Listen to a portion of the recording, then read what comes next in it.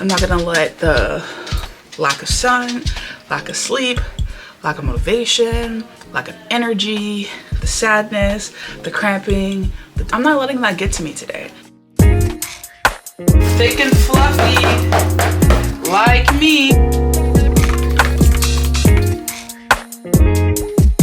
What did you do to pick your research topic? It is the end of the semester, y'all. It is, what day is today? It is December 7th. Today, I figured, you know what? Why not try to make a vlog? So here we are. I have so much to say, so many thoughts, and I figured my camera would appreciate it more than probably anybody else will. So I figured I could use this as a great practice tool for me to talk through some of the real shit that I've been going through in grad school. But I thought this would be an opportunity for me to practice how to fly and, I don't know, document the end of the semester.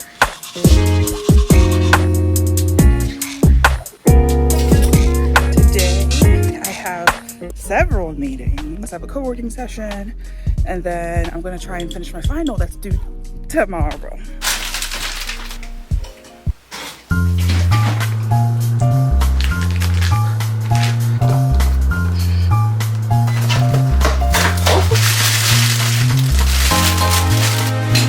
Honestly, I've been super overwhelmed working at my own desk. It's just, if something is not working, and I don't know what is not working, and it's really pissing me off. I don't like working here, and I plan on going to my office today, but I feel like maybe I just really need to figure out my own office desk. Okay, I did take off the little desk shelf, and I think I actually really like how it looks. I'm not gonna lie, today has been okay, but I also just found it kind of difficult to get today moving. Some things that I've really been struggling with, and some of those things are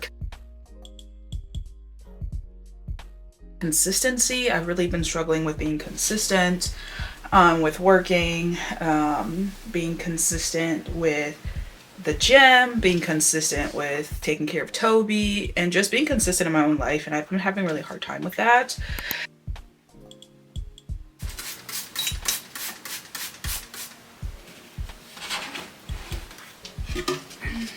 And I think part of why it's hard is because on paper, these are not things that are hard. These are things that I do every day. Get up, go to the gym, walk Toby, feed myself, do my work. But I'm finding it really difficult. And I'm trying to find grace for myself.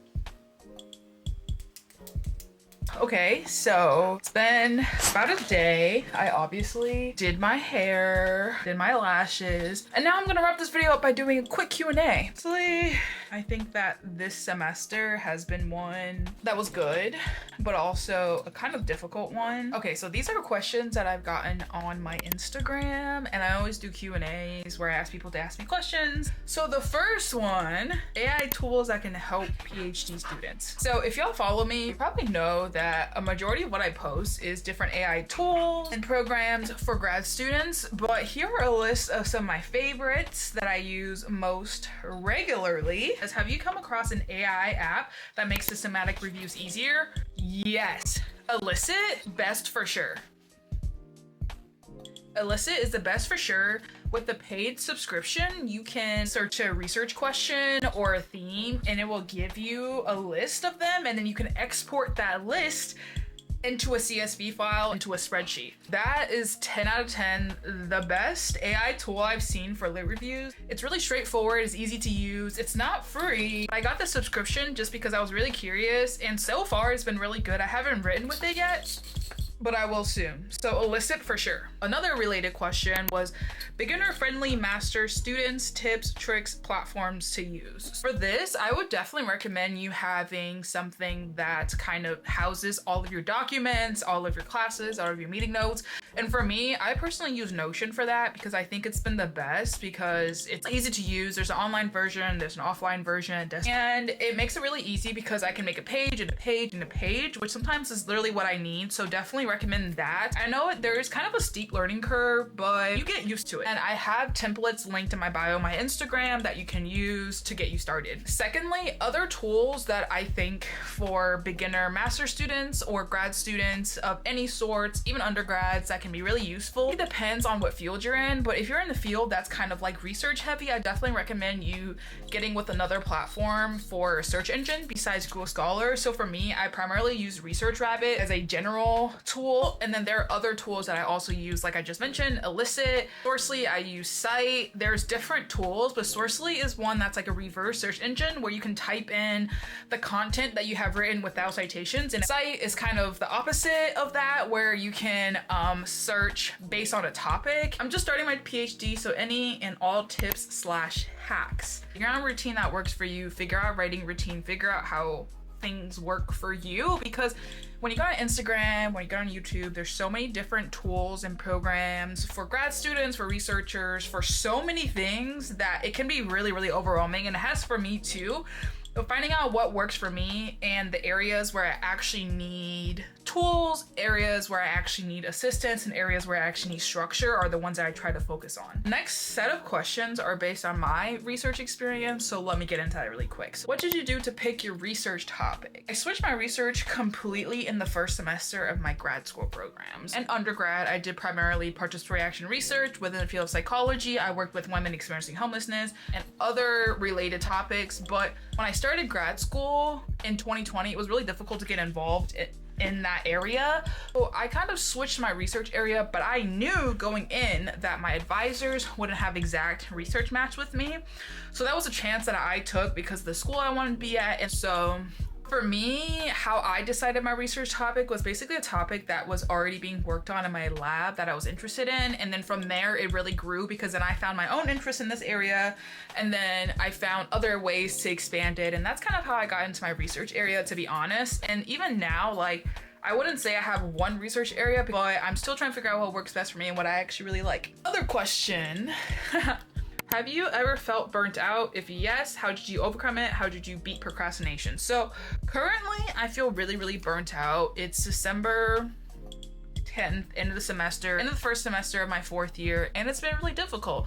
Currently I feel really burnt out. I have felt really burnt out in the past, and some of the ways that I try to deal with that is to take a break. And for me, I go to school out of state, so during the holidays and sometimes in the winter semester, because I do go to school in Michigan, I try to stay home as long as I can. And I think that has always been a really good way for me to recover from burnout. Be with family. Family lives in Florida in a beach town. So I go to the beach, I unwind, and regularly I will step away from my work for weeks at a time because I know I need that. And I know that I need to be in a space where I'm not mentally, physically exhausted to do good work. So a lot of the times I will I'll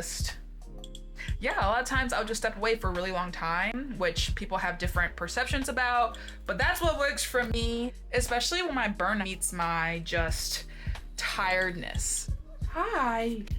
How do you manage doing easier tasks and focus on writing? This is honestly a really good question. It's not something that I feel like I have figured out for myself yet. I follow the 2-minute rule, which is if something takes less than 2 minutes to do, you do it right when it comes up. For example, midday, not writing time, not deep focus time, midday as I'm going through the day, I'm going to class, I'm going to meeting, get an email that takes very few minutes to respond to, I'll respond to it right then. It really helps me stay on top of the small things, because a lot of times the small things that make me feel accomplished, but it's also the small things that kind of hold me back. This semester I was in writing group that was Monday at 11, and instead of writing, I found it really, really helpful that Monday morning started the week that I emails to 0. I send all my emails, I set up my schedules, I respond, and I just kind of do a lot of secretarial work to get myself together so that I can feel really on top of things when I go to tackle the rest of the week. Oh shit.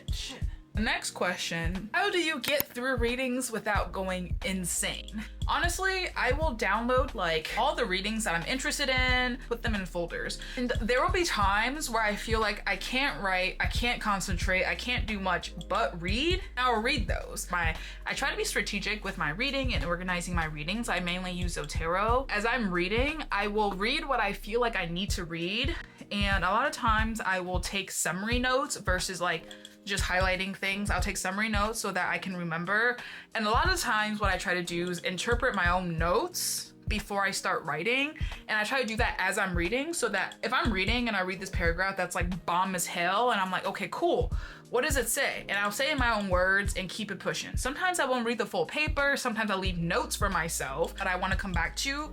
I will leave a note for myself. I will leave a note and say, come back to this reading for this topic because it could be helpful with this. And I've learned to try to leave really, really detailed notes for myself. The next set of questions are more or less about grad school experience things, advisor relations, and miscellaneous. How do I put up boundaries between members of my disc committee? I think this is one that I haven't fully stepped into myself because I'm just starting the process of working on my perspectives. I have co-chairs, so they're kind of the ones primarily telling me what to do, helping me structure it, put a dissertation together, helping me get a topic together, give me a question together that's appropriate for my discipline, for my program, for my school. And my other committee members kind of know that. So I personally haven't had to do a lot of navigating between committee members because I have two co-chairs and two externals. My co-chairs are within my discipline of psychology. My committee members are not in psychology, and I'm in a psychology discipline. Therefore, my co-chairs will be the ones to make the primary decisions regarding my dissertation. My last question for this Q&A is the difficulties that you have faced on your PhD journey and how you got over them. I'm not gonna lie, besties, I've dealt with several things in my PhD, starting grad school during COVID, my dad getting cancer my first semester, me going through a heartbreak in my second year, me being diagnosed with PMDD, me and issues with my advisor, kind of trying to figure my life out. Those are some of the big things.